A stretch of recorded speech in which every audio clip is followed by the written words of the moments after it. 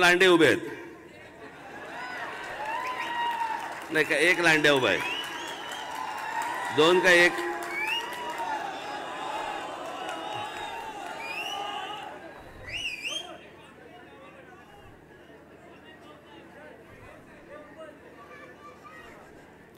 त्यातला एक तर गद्दार.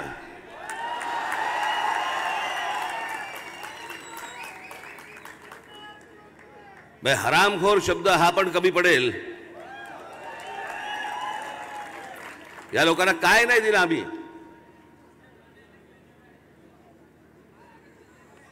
नगरसेवक झाले, महानगरपालिकेमध्ये स्टँडिंग कमिटीमध्ये बसले, 4-4 वर्ष बसले. बाकीच्यांना संधी द्यायला पाहिजे म्हणून बाजूला केल्यावरती हा माणूस शिवसेनेकडे विकला गेला.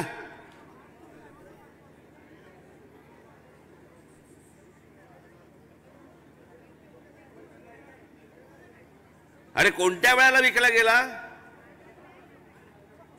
हे 6 नगरसेवक घेऊन विकला गेला ज्या वेळेला माझा मुलगा हॉस्पिटलमध्ये होता.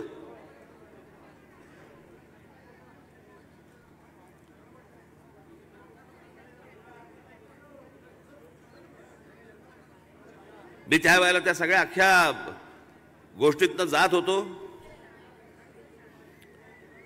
आणि त्यावेळेला हा माणूस पैसे घेऊन हा लांड्या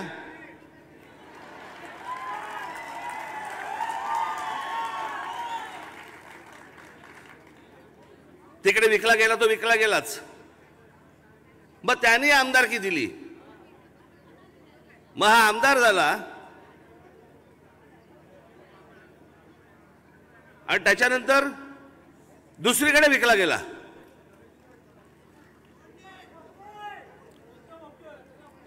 म्हणजे मला सांगा, इथून तिथे विकला जातो, तिथून हा इथे विकला जातो. हे असले विकले जाणारी लोक तुम्हाला हवी आहेत? कोण विश्वास ठेवेल यांच्यावरती?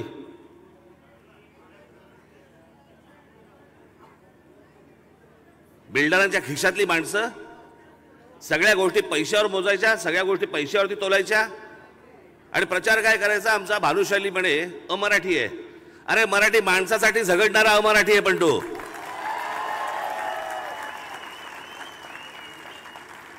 या महाराष्ट्रासाठी, मराठी माणसासाठी त्याग करणारा कुठचाही अमराठी माणूस असू दे, माझ्यासाठी तो मराठीच आहे.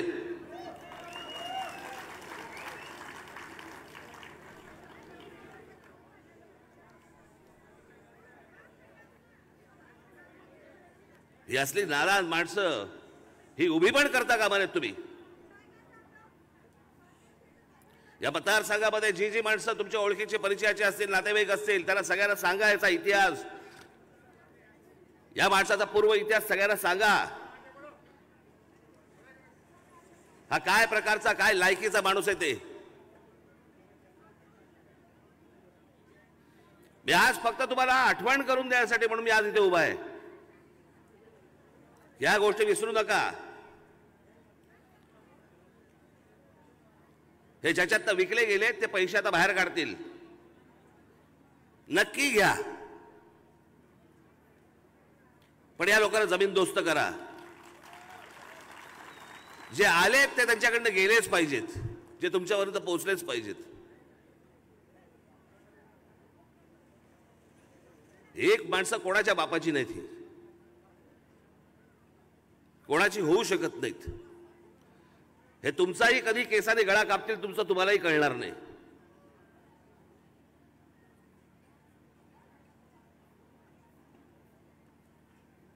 आणि दुसरा कोण उमेदवार आहे?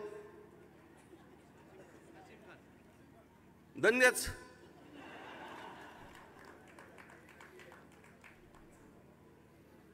आज एक रिपोर्ट आलाय,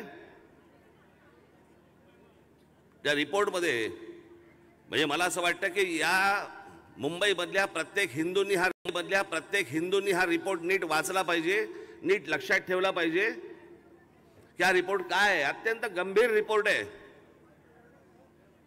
त्याच्यात त्यांनी असं दिलेलं आहे की मुंबईमध्ये बांगलादेशीयांचं आणि म्यानमारमधनं आलेल्या रोहिंग्यांचं इतकं प्रमाण वाढतंय, इतकी लोक आतमध्ये येत आहेत आणि इतकं प्रमाण वाढतंय की पुढच्या 10 वर्षात मुंबईमध्ये हिंदूंचा टक्का हा 50% खाली येईल. आणि हे सगळे नसीम खान वाले आहेत ना, हे त्यांना पाठिंबा देतील, त्यांना कुरवाळतील, तुम्हाला नाही कुरवाळणार.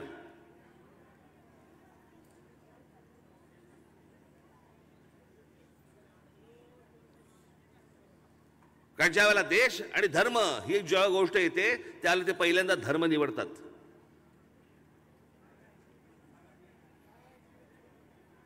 वाढले इथे, पोचले इथे, खाल्लं इथलं.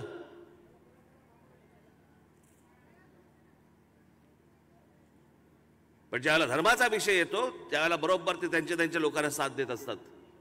ही अशीच माणसं आहेत सगळी. आणि म्हणून इथे असलेल्या सर्व माझ्या हिंदू बांधवांनो, भगिनींनो, इथे तुम्ही जागृत राहिलं पाहिजेत. तुमच्या समोर आलेला एक केसाने गळा कापणार आहे आणि एक धर्माने गळा कापणार आहे. तुमच्या समोर हा जो माझा भानुशाली दिलेला आहे हा कडवा हिंदू आहे, कडवा मराठी आहे.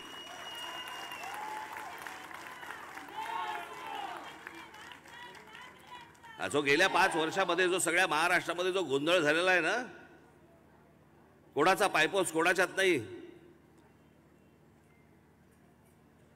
कोणी उठतंय,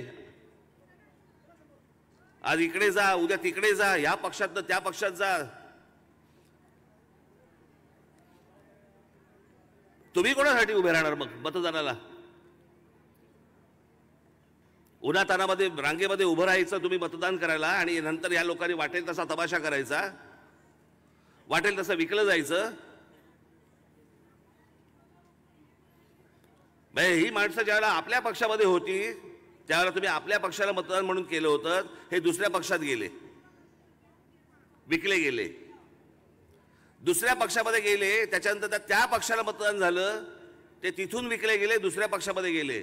म्हणजे तुम्ही यांच्यासाठी काय फरफटत जायचं का? गुलाम आहात का यांचे?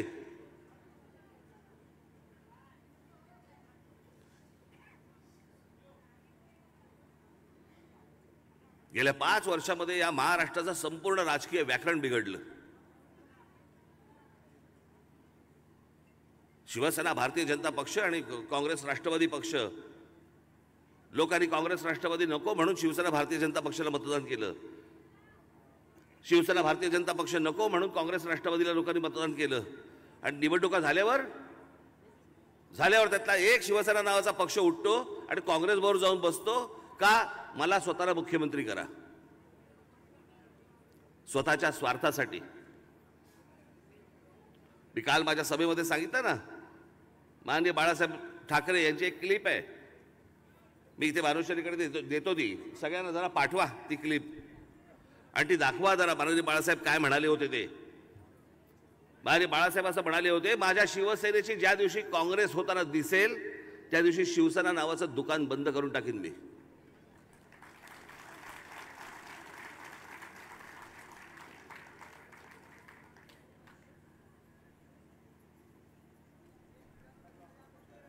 आणि उद्धव ठाकरेंनी काय केलं? ज्यांच्या विरोधामध्ये आजपर्यंत निवडणुका लढवल्या त्या काँग्रेस राष्ट्रवादीच्या, त्यांच्या बाजूला जाऊन दुकान लावलं.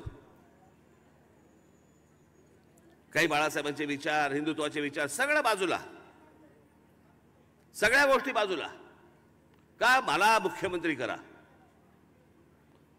मला या गोष्टी पाहिजेत म्हणून मी वाटेल त्या गोष्टी करायला तयार आहे. मी ज्यांच्या विरोधामध्ये निवडणूक लढवली मी त्यांच्यासाठी पण मी त्यांच्याबरोबर पण जायला तयार आहे.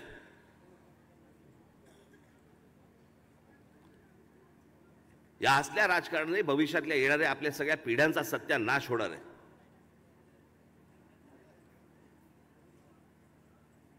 या चांदिवलीसाठी प्रामाणिकपणे जो काम करणार आहे, मला असं वाटतं त्याला तुम्ही निवडून देणं गरजेचं आहे. माझा विश्वास आहे माझ्या भानुशालीवरती, तो तुमच्यासाठी प्रामाणिकपणे काम करेल.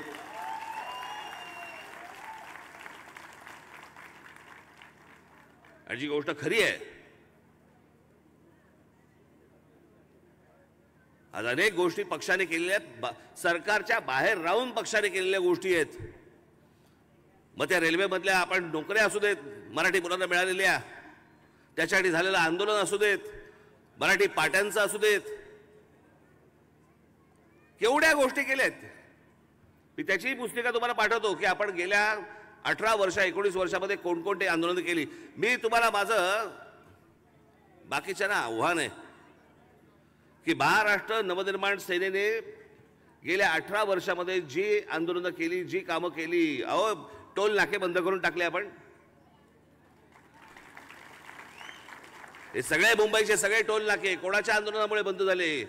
कोणी रेटा लावला होता? कोण मागे लागलं होतं? अख्ख्या मुंबईकरांना माहिती आहे.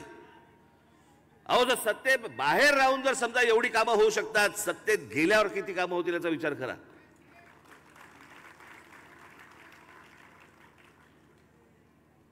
आणि म्हणून मी फार वेळ घेणार नाही आपला. मी आपल्याला फक्त आवाहन करण्यासाठी आलेलो आहे की ही 20 तारीख म्हणजे ही 2024ची निवडणूक, बाबांनो, ही निवडणूक मजाकमध्ये घेऊ नका. कारण ज्या प्रकारच्या गोष्टी झालेल्या आहेत इथे, म्हणजे उद्या जर समजा अशा प्रकारच्या गद्दारांना जर समजा पाठिंबा मिळणार असेल तर त्यांचा समज असा होईल की मी जे करतोय किंवा जे मी केलंय ते बरोबर केलंय. हा समज जर समजा त्यांचा जर तुम्हाला खोडून काढायचा असेल तर त्यांना गाढावंच लागेल तुम्हाला. आणि जर अशा प्रकारच्या गोष्टी जर समजा उद्या झाल्या, मी तुम्हाला सांगतो भविष्यातल्या महाराष्ट्राला फक्त देवच वाचवो, कोणी नाही वाचू शकत. कारण सगळ्यांचा समज असा होणार की असंच विकलं गेलं पाहिजे, आपण असेच पैसे घेऊन विकलं गेलं पाहिजे. आज या पक्षातून त्या पक्षात, त्या पक्षातून या पक्षात आपण काही जरी केलं लोक आपल्याला मतदान करतात. हा समज जोपर्यंत तुम्ही दूर करत नाही तोपर्यंत महाराष्ट्राला भवितव्य नाही.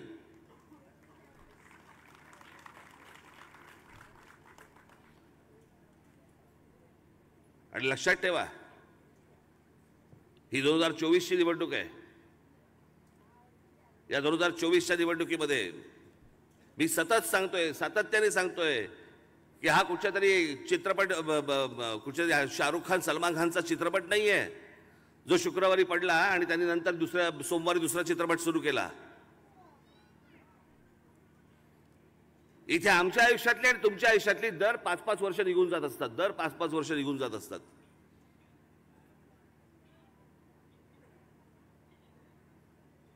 माझा काही पुनर्जन्मावरती विश्वास नाहीये. आहे ते हेच आयुष्य. आणि या आयुष्यामध्ये जर समजा तुमची आयुष्यातली 5-5 वर्ष जर समजा या लोकांच्या खाली जाणार असतील आणि हाताला काही मिळणार नसेल, कशासाठी निवडणुका लढवतोय आपण? गद्दारांना पोचण्यासाठी? गद्दारांना पोचण्यासाठी म्हणून तुम्ही रांगेमध्ये उभे राहताय? ज्यांच्यावरती आपल्याला विश्वास नाही अशा माणसांसाठी म्हणून तुम्ही रांगेमध्ये उभे राहताय उन्हातानामध्ये. त्यांना यांची जागा दाखवायची वेळ आलेली आहे आणि ही जागा तुम्ही दाखवावी अशीच माझी मनापासूनची इच्छा आहे. म्हणून येत्या 20 तारखेला आपण ज्यावेळेला मतदानाला जाल,